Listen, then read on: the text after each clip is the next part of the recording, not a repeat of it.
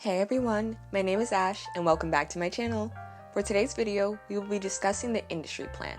We'll talk about what an industry plan is, who is said to be one, the good and bad that comes from industry plans, and much more. But before we get started, please remember to like and subscribe to my channel. Also, please leave a comment letting me know your thoughts on today's video, as well as other topics you would want to see in the future. Now, let's get started. When I first started getting into the topic of industry plans, I began my research with the video that sparked my interest in the first place. If you're familiar with the topic, you've probably seen one or more videos by the YouTuber John, better known as Progress. He has made countless videos on the topic, and I would highly suggest checking out his channel to learn more.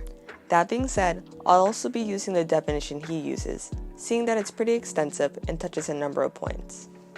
His definition states that an industry plan is an artist who is signed to or being backed by a label or industry connection, but the artist was virtually unknown before that point. The label often dumps tons of money and connections into them in order to ensure their growth, to make sure their music sounds close to perfect by giving them the best producers or sound engineers they can. In extreme cases, they can be manufactured down to their sound and their style, whether that be artistic or fashion-based, and more often than not, are attempting to ride a current wave or copy someone else's style. These artists tend to have little to no following and might not have a defined brand yet. Because of this, labels are able to mold them into whatever they want. As I went through articles, I came across many different descriptions of features of a plant, some of which include the following.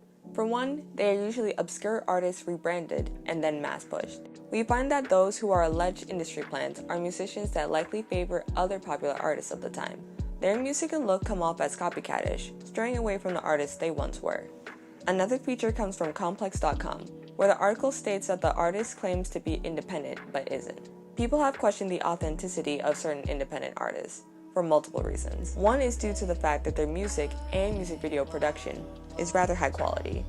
Skeptics usually wonder how these artists acquired the funds for their project, unless their money came from a wealthy source like a record label. Another is that there's no clear backstory to them. Fans usually like knowing about their favorite singer. For some, this includes the journey of how they got to where they are today. For the industry plant, they usually have an ambiguous or confusing background that doesn't make a lot of sense or can't really be explained. This is due to the fact that they were essentially handed their career, but don't want to admit it.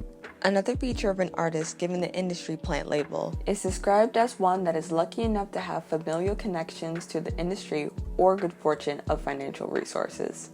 While some have included this in their industry plant definitions, others have debated this point. Music journalist Cherry Who believes that the conscious dishonesty of claiming that they're independent, but receiving help from a label is what makes them an industry plant. Who states that she's heard a lot of people use the phrase to describe artists who have really good connections to the music industry. Their parents know the main guy at some top 40 radio station or the person at a label who oversees A&R. A lot of people will say these kind of artists are industry plants, but I would not characterize them as that.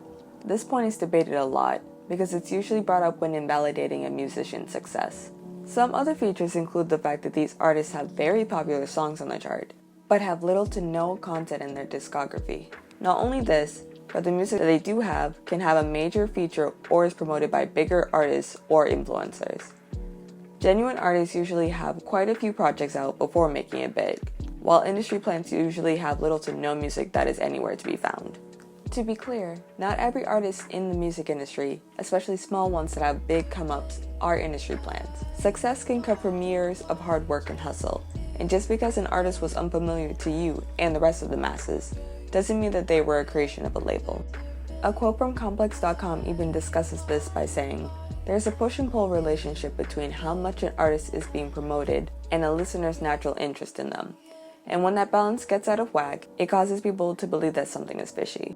Some try to boil down the concept of the industry plant by saying that they are just an artist that a label gives time, money, and resources to in hopes of some monetary return, which can make them sound like every other musician in the industry, but there are rather distinct differences. Louis Galil of the Chicago Reader believes that the industry plant took their present form in hip-hop about a decade ago, and from there, they spread into pop and indie rock genres as well. Lear also states that similar language arose in the 90s to describe secret sellouts in the punk scene, though, in those cases, sometimes a corporation really was surreptitiously involved. The industry plan came to the forefront of the music industry in many ways. As the industry started to evolve, many innovations helped artists get noticed. One innovation was the rise of streaming platforms. As apps like Pandora and Spotify began to emerge, physical sales began to decrease, as consumers started streaming their favorite artists instead. Due to the rise of streaming, music charts like Billboard has had to change the way they weigh streaming services.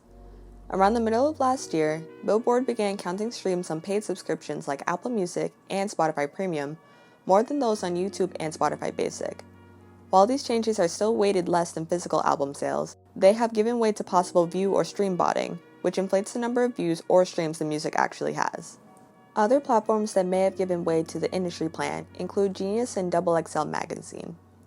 Genius has been known to feature new and established artists alike, but some have speculated that they have also been promoting industry plans, especially in their lyrical breakdown videos. XXL has also been accused of promoting plans. The magazine has been known to feature growing rappers, but some of those included have been accused of being industry plans. For example, an artist named Rory has been labeled this in the past, but pushed back on the claim. To combat this, in 2015, he wore a shirt with the words industry plant on it during a XXL freshman photo shoot in an attempt to prove that the label didn't bother him. Lastly, with the rise of social media, the industry plant has now been able to take center stage on the internet. Some plants have managed to create an online presence seemingly out of nowhere, racking up followers from their one viral song or being promoted by bigger artists and influencers. These are just a couple ways that industry plans have been able to take root in the new age. While there could be a bunch of other factors at hand, the internet has started to take a second look at how artists are being presented, and what that could mean about the authenticity of their career. Since the term industry plan tends to have a negative connotation, artists tried their best to not be labeled one, and those who have been labeled one have tried their best to explain away the reasons and claim that their success was natural. With that being said, it is rather unknown which of our favorite artists are plans created by labels, and which are the real deal. However, there has been a decent amount of speculation. I will be touching on some artists that have allegedly been exposed as industry plans, and the reasons why. While I cannot say for certain that these points determine if the artists are plants or not, they do foster some room for thought. First, we will touch on the artist Baby Goth.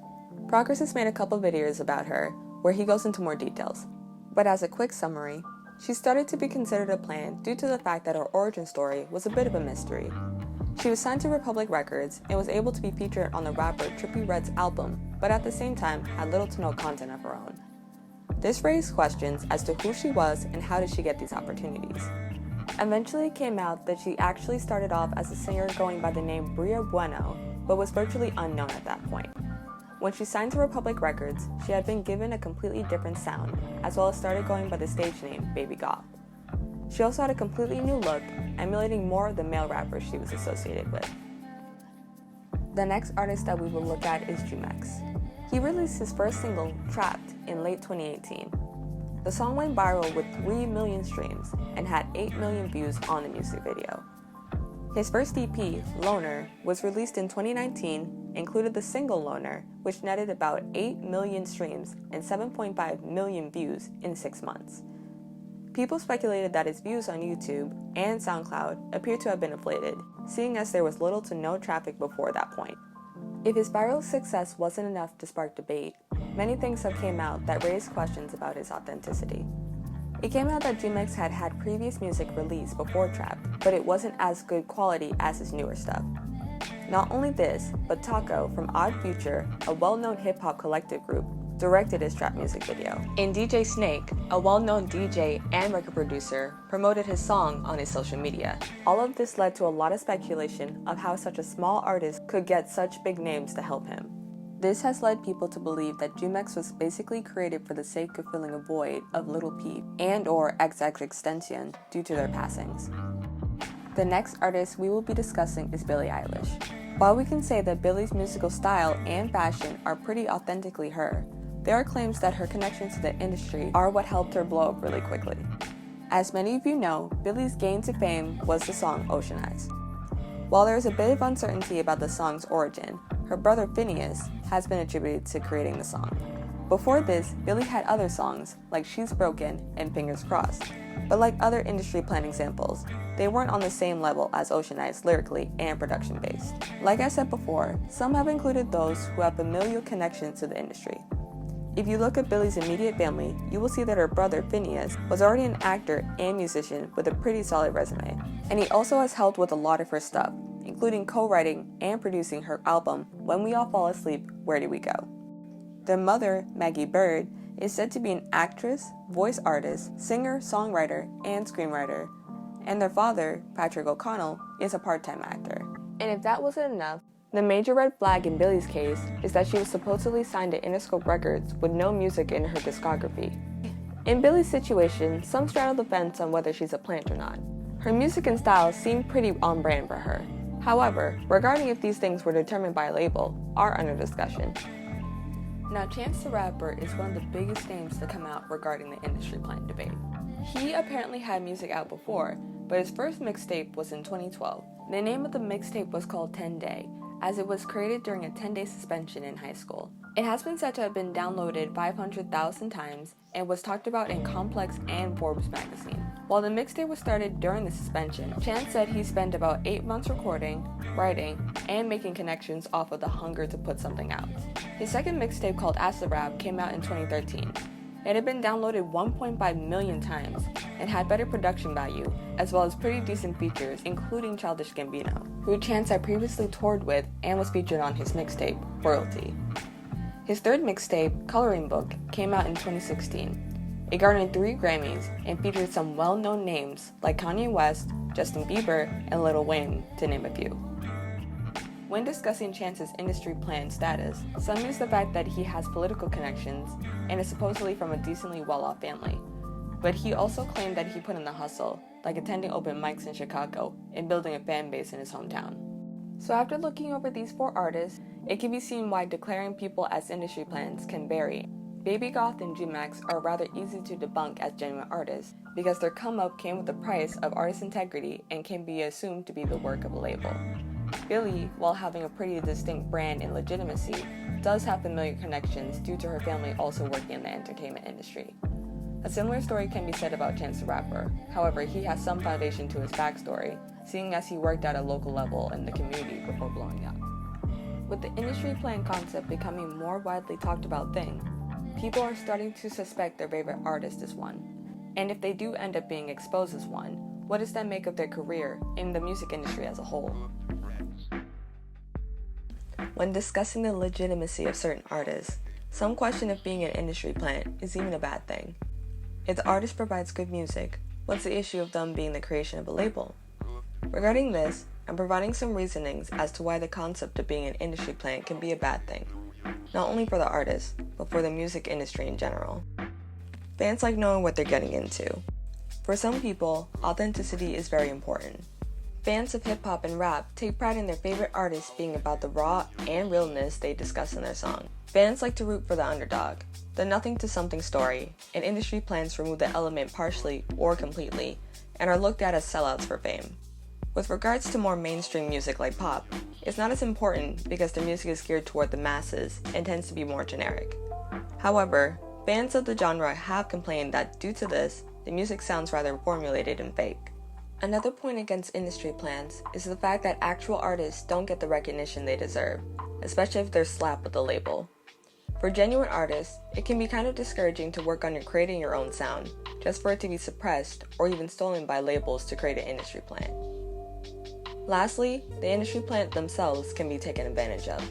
While they are usually looked at solely as the bad guy, some plants sell out for the fame and due to their circumstances, but are unaware of the trials and tribulations that come with it. For those in rather controlling contracts, their whole life is essentially run by these labels, who tend to care more about the money the plant can bring in over their actual well-being. There used to be a lot more trust in the music industry, and the entertainment industry as a whole, but now with the rise of industry plans, fans are now left to question if they're really supporting a person or an agenda. In my personal opinion, while these artists do play a decent piece in the industry plant culture, labels are also very much to blame as well for fostering them in the first place. What industry plants, labels, and the general public need to understand is that the quality ranks over anything.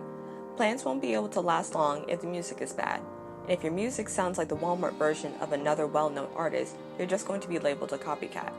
Plants and labels need to also understand that the artist won't last long if their whole brand is a meme and or for clout. Another point is that some artists are just really unknown before they're signed. But even with money and resources, you have to have a likability and marketability to actually make it, or it'll just end up being a one-hit wonder. Finally, it is up to the public to choose to support industry plans or not. If you don't care about the possibility of your fave being an industry plan, that is your choice, and you can do that. However, if you do care and you don't want to support them, you can also do that as well. The industry plan discussion is sure to go on for a while. As fans, we should take the time to think about how we truly feel about our favorite musicians, and determine if we will allow the rise of the industry plan to continue, or work together to bring an end to it. Well, that's it for today's video. Thank you so much for watching. If you liked this video, please give it a thumbs up and leave a comment. Don't forget to subscribe, and I'll see you in my next one. Bye!